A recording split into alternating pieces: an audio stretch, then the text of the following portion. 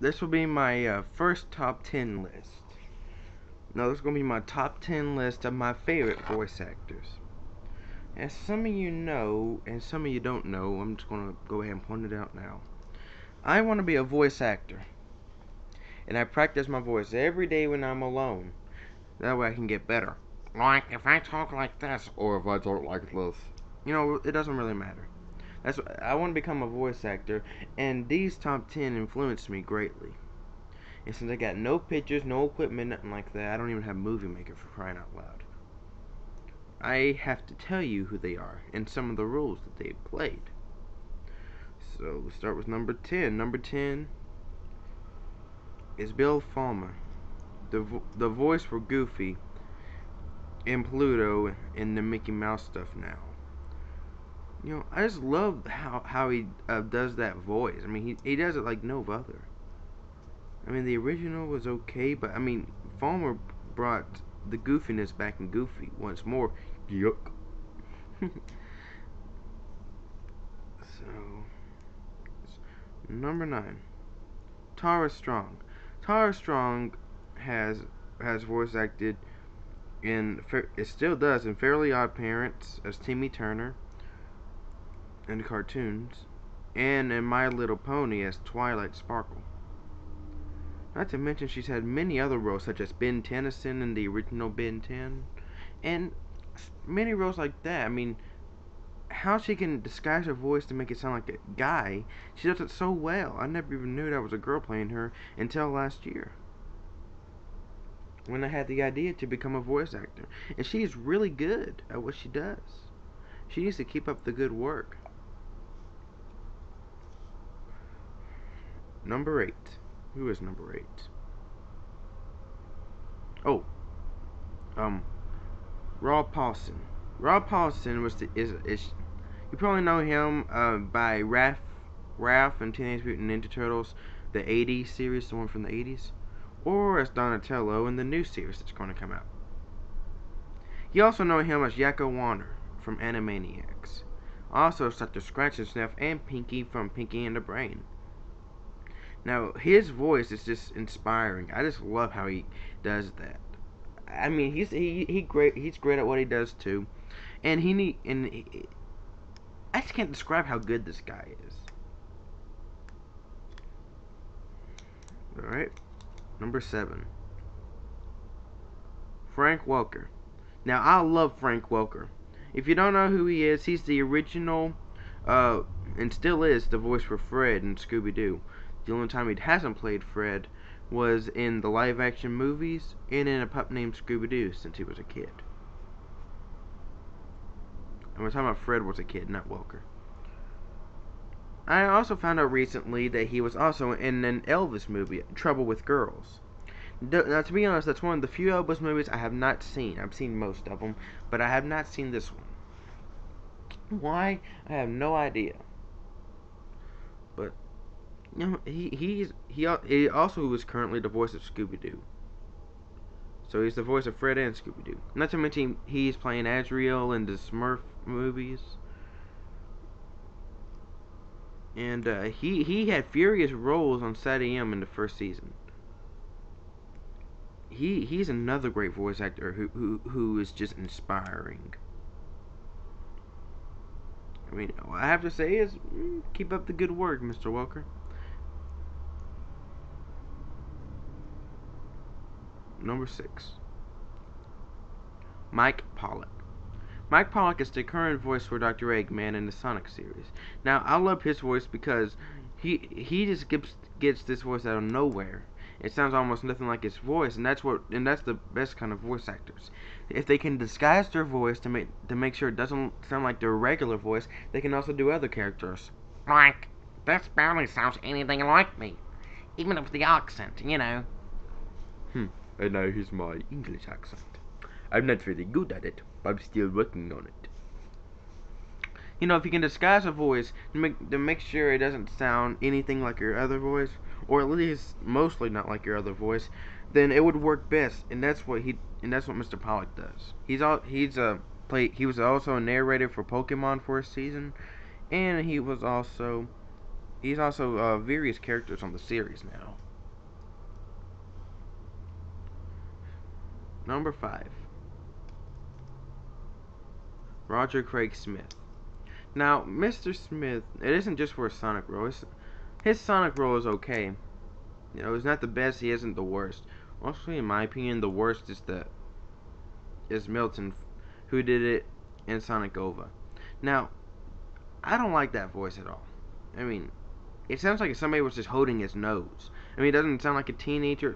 It just sounds like a kid holding his nose. I mean like this. That's what it sounds like.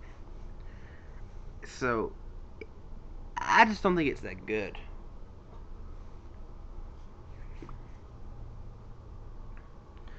I just don't like that. Roger Craig Smith, his voice, he does bring comedy back. Especially with my favorite line Sonic has ever said. It was actually done by Smith.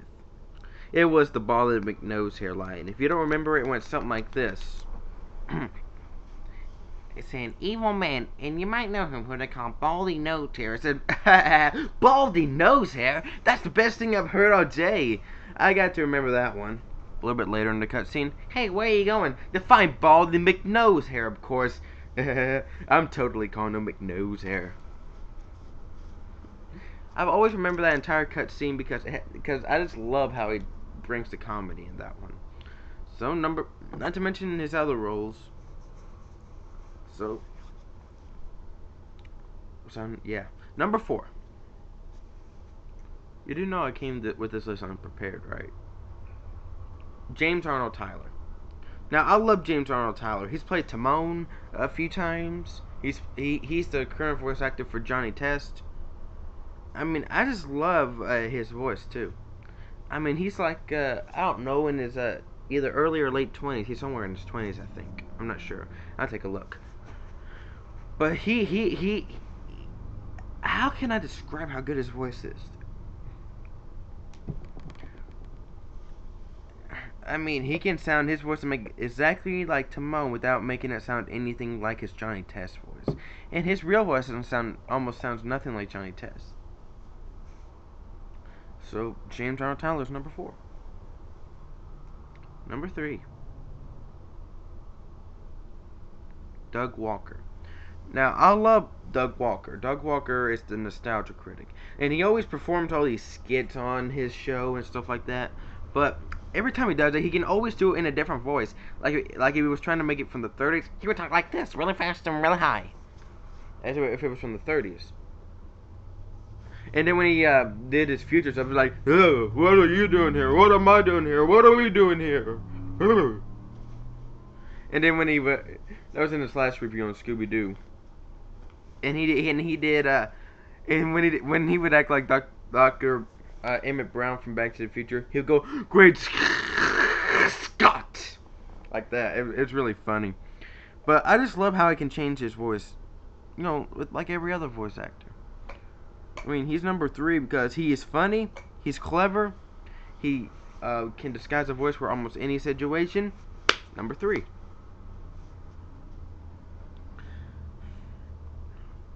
Number 2. Give me a second to think. Is number 2. Don Adams. Don Adams is the voice for Inspector Gadget. Actually, it's a tie between him and Maurice LaManche.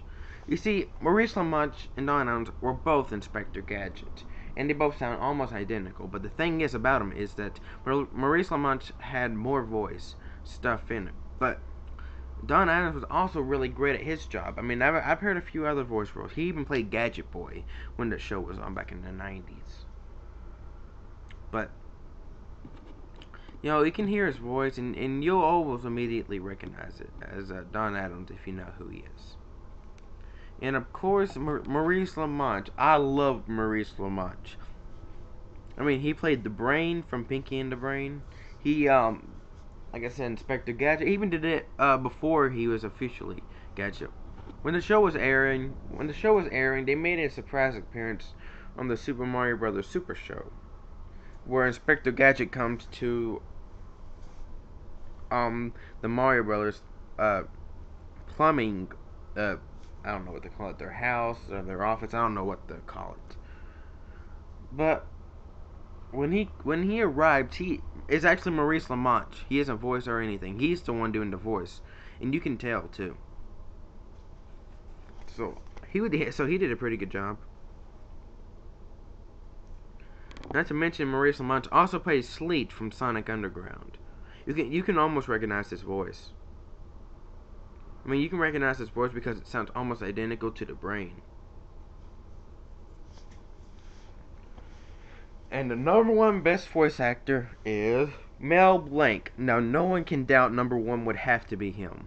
The original voice for every Looney Tunes character.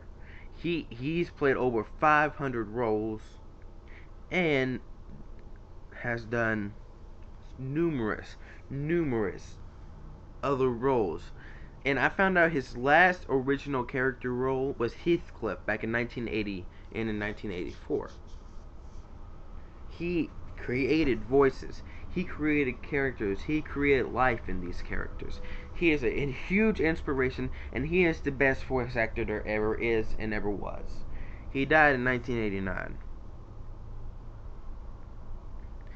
He also made numerous appearances on the... Oh, good grief. How could I forget this guy's name?